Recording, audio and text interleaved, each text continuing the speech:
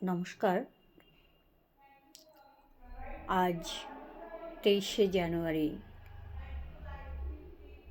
নেতাজি সুভাষচন্দ্র বসুর জন্মদিন। এই উপলক্ষে আমার নিবেদন একটি কবিতার নাম আমি সুভাষ বলছি, কবি শুভ দাশগুপ্ত। তোমার পাথরে দিয়েছি মালা, এত ফুল, তুমি ঢাকা পড়ে গেছো। তুমি পাথর না হলে রাগ করতে। 56 বছর আগের এক মধ্যরাতে এলগিন রোডের 3 তলার ঘরে আলো জ্বলছিল। চাদর গায়ের এক ছায়ামূর্তি পায়চারি করছিল অবিরাম। বাইরের রাস্তায় ইংরেজ পুলিশের চর সতর্ক সজাগ চোখে দেখছিল। তার সব সতর্কতাকেই বুদ্ধু বানিয়ে তুমি তখন অন্ধকার চিরে ছুটে চলেছ আলোর পথে।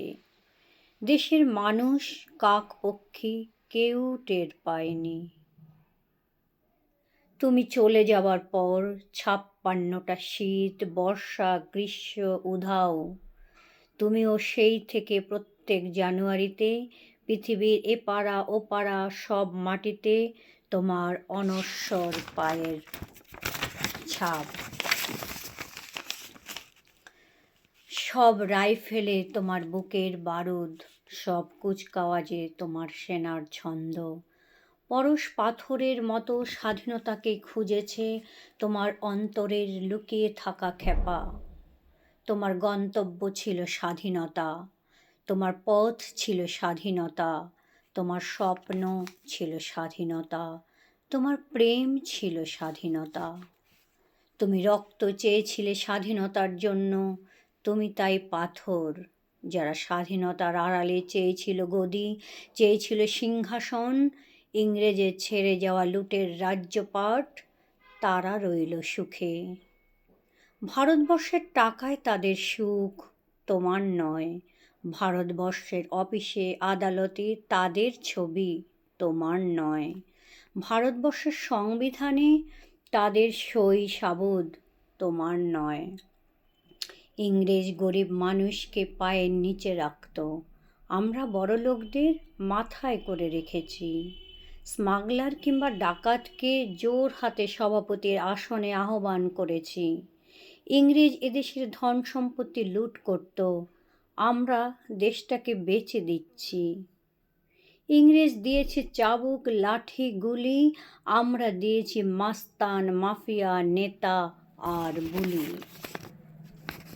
ইংরেজ দিয়েছে কালাপানি, সেলুলার জেল, আমরা দিয়েছি টিভিতে সুপারহিট মোকাবেলা আর আইনসভায় আয়ারাম গয়ারামের খেল। 56 বছর আগের এক মধ্যরাতে পরাধীন এই দেশ ছেড়ে তুমি চলে গিয়েছিলে। স্বাধীন এক স্বদেশে ফিরে আসার স্বপ্ন নিয়ে।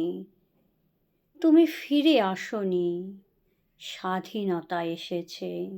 তার কাঁধে ঝুলে ভরে নিয়ে এসেছে ভোট নামক রাজসূয় যজ্ঞ, গণতন্ত্র নামক চিরায়ত মাৎসান্যায়, প্রগতি নামক লোক ঠকানো স্ট্যাটিস্টিক্স, সংহতি নামক বিস্ফোরণে চুরমার ঐতিহ্য নামক মন্দির মসজিদের ঝগড়া, আর আসমুদ্র হিমাচল ভরিয়ে দেওয়া ভাষণ, ভাষণ আর ভাষণ।